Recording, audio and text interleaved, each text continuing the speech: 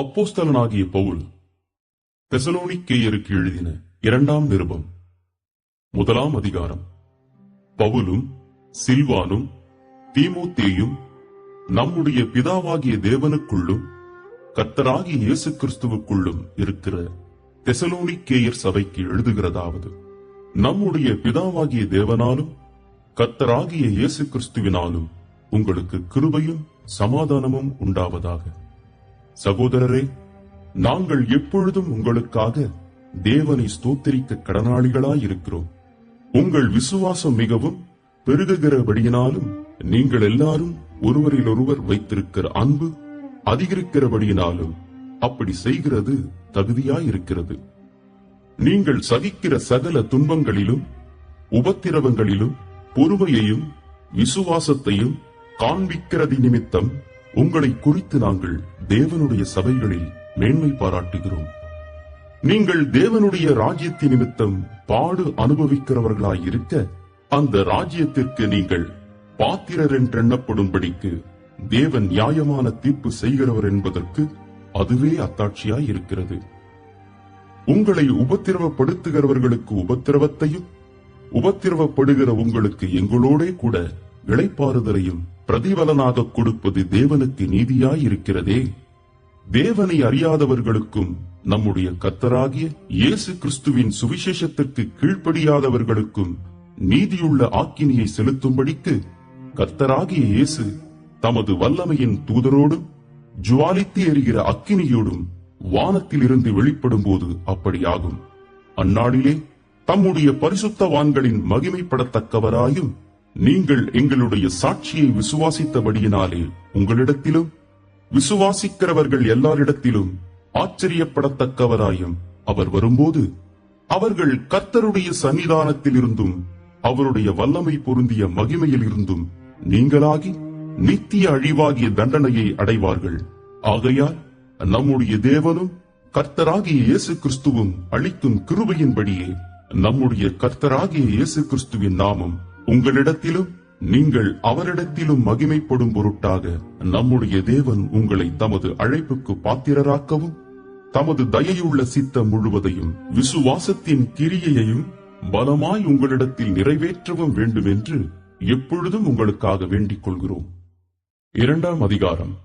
அன்றியும் சகோதரரே, நம்முடைய கர்த்தராகிய இயேசு கிறிஸ்துவின் வருகையையும் நாம் அவரிடத்திலே சேர்க்கப்படுவதையும் குறித்து நாங்கள் உங்களை வேண்டிக் கொள்கிறது என்னவென்றால், ஒரு ஆவியினாலாவது வார்த்தையினாலாவது எங்களிடத்திலிருந்து வந்ததாய் தோன்றுகிற ஒரு நிருபத்தினாலாவது கிறிஸ்துவனுடைய நாள் சமீபமாயிருக்கிறதாக சொல்லப்பட்டால் உடனே சஞ்சலப்படாமலும் கலங்காமலும் இருங்கள். எவ்விதத்தினாலும் ஒருவனும் உங்களை மோசம் போக்காதபடிக்கு எச்சரிக்கையாயிருங்கள். ஏனெனில் விசுவாச துரோகம் முந்தி நேரிட்டு கேட்டின் மகனாகிய பாவ மனுஷன் வெளிப்பட்டால் ஒழிய அந்த நாள் வராது.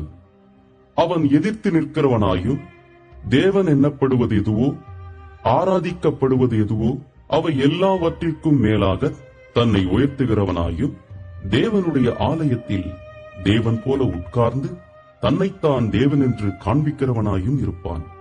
நாம் உங்களிடத்தில் இருந்தபோது இவைகளைச் சொன்னது உங்களுக்கு ஞாபகம் இல்லையா? அவன் தன் காலத்திலே வெளிப்படும்படிக்கு இப்பொழுது அவனை தடை செய்கிறது இன்னதென்றும் அறிந்திருக்கிறீர்களே. அக்கிரமத்தின் ரகசியம் இப்பொழுதே கிரியை செய்கிறது. ஆனாலும் தடை செய்கிறவன் நடுவிலிருந்து நீக்கப்படும் முன்னே அது வெளிப்படாது. நீக்கப்படும் போது அந்த அக்கிரமக்காரன் வெளிப்படுவான். அவனை கர்த்தர் தம்முடைய வாயின் சுவாசத்தினாலே அழித்து தம்முடைய வருகையின் பிரசன்னத்தினாலே நாசம் பண்ணுவார்.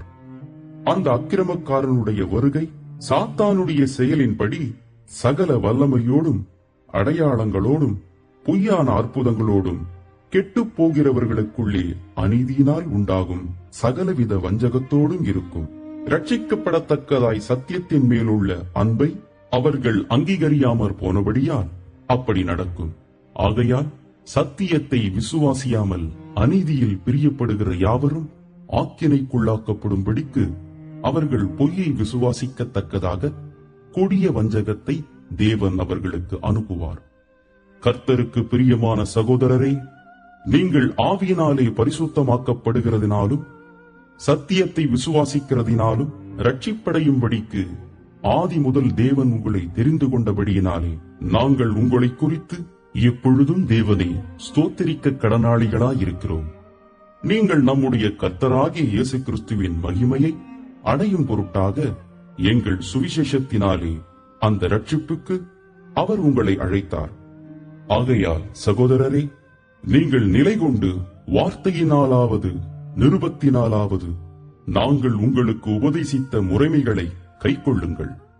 நம்முடைய கர்த்தராகிய இயேசு கிறிஸ்துவும் நம்மிடத்தில் அன்பு கூர்ந்து நித்திய ஆறுதலையும் நல் நம்பிக்கையையும் கிருபையாய் நமக்கு கொடுத்திருக்கிற நம்முடைய பிதாவாகிய தேவனும் உங்கள் இருதயங்களை தேற்றி எல்லா நல்வசனத்திலும் நற்கிரியையிலும் உங்களை ஸ்திரப்படுத்துவாராக. 3ஆம் அதிகாரம். கடைசியாக சகோதரரே, உங்களிடத்தில் கர்த்தருடைய வசனம் பரம்பி மகிமைப்படுகிறது போல எவ்விடத்திலும் பரம்பி மகிமைப்படும்படிக்கும் துர்க்குணராகிய பொல்லாத மனுஷர் கையினின்று நாங்கள் விடுவிக்கப்படும்படிக்கும் எங்களுக்காக வேண்டிக் கொள்ளுங்கள். விசுவாசம் எல்லாரிடத்திலும் இல்லையே, கர்த்தரோ உண்மையுள்ளவர். அவர் உங்களை ஸ்திரப்படுத்தி தீமையினின்று விலக்கி காத்துக் கொள்ளுவார். மேலும் நாங்கள் கட்டளை இடுகிறவைகளை நீங்கள் செய்து வருகிறீர்கள் என்றும் இனிமேலும் செய்வீர்கள் என்றும் உங்களை குறித்து கர்த்தருக்குள் நம்பிக்கையாயிருக்கிறோம். கர்த்தர் உங்கள் இருதயங்களை தேவனை பற்றும் அன்புக்கும் கிறிஸ்துவின் பொறுமைக்கும் நேராய் நடத்துவாராக. மேலும் சகோதரரே, எங்களிடத்தில் ஏற்றுக்கொண்ட முறைமையின்படி நடவாமல் ஒழுங்கற்று நடக்கிற எந்த சகோதரனையும் நீங்கள் விட்டு விலக வேண்டும் என்று நம்முடைய கர்த்தராகிய இயேசு கிறிஸ்துவின் நாமத்தினாலே உங்களுக்கு கட்டளை இடுகிறோம். இன்னவிதமாய் எங்களை பின்பற்ற வேண்டும் என்று நீங்கள் அறிந்திருக்கிறீர்களே. நாங்கள் உங்களுக்குள்ளே ஒழுங்கற்று நடவாமலும் ஒருவனிடத்திலும் இலவசமாய் சாப்பிடாமலும் உங்களில் ஒருவனுக்கும் பாரமாயிராதபடிக்கு இரவும் பகலும் பிரயாசத்தோடும் வருத்தத்தோடும் வேலை செய்து சாப்பிட்டோம். உங்கள் மேல் பாரத்தை வைப்பதற்கான அதிகாரம் எங்களுக்கு இல்லை என்பதினாலே அப்படி செய்யாமல் நீங்கள் எங்களை பின்பற்றும்படிக்கு நாங்கள் உங்களுக்கு மாதிரியாய் இருக்க வேண்டும் என்றே அப்படி செய்தோம். ஒருவன் வேலை செய்ய மனதில்லாதிருந்தால் அவன் சாப்பிடவும் கூடாதென்று நாங்கள் உங்களிடத்தில் இருந்தபோது உங்களுக்கு கட்டளையிட்டோமே. உங்களில் சிலர் யாதொரு வேலையும் செய்யாமல் வீண் அலுவற்காரராய் ஒழுங்கற்று திரிகிறார்கள் என்று கேள்விப்படுகிறோம். இப்படிப்பட்டவர்கள் அமைதலோடைய வேலை செய்து தங்கள் சொந்த சாப்பாட்டை சாப்பிட வேண்டும் என்று நம்முடைய கர்த்தராகிய இயேசு கிறிஸ்துவினாலே அவர்களுக்கு கட்டளையிட்டு புத்தி சொல்லுகிறோம். சகோதரரே, நீங்கள் நன்மை செய்வதிலே சோர்ந்து போகாமல் இருங்கள்.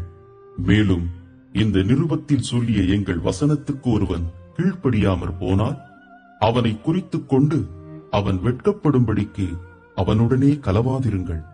ஆனாலும் அவனை சத்துருவாக எண்ணாமல் சகோதரனாக எண்ணி அவனுக்கு புத்தி சொல்லுங்கள். சமாதானத்தின் கர்த்தர்தாமே எப்பொழுதும் சகல விதத்திலும் உங்களுக்கு சமாதானத்தை தந்தருள்வாராக. கர்த்தர் உங்கள் அனைவரோடும் கூட இருப்பாராக. பவுலாகிய நான் என் கையெழுத்தாலே உங்களை வாழ்த்துகிறேன். நிருபங்கள் தோறும் இதுவே அடையாளம். இப்படியே எழுதுகிறேன். நம்முடைய கர்த்தராகிய இயேசு கிறிஸ்துவின் கிருபை உங்கள் அனைவரோடும் கூட இருப்பதாக. ஆமென்.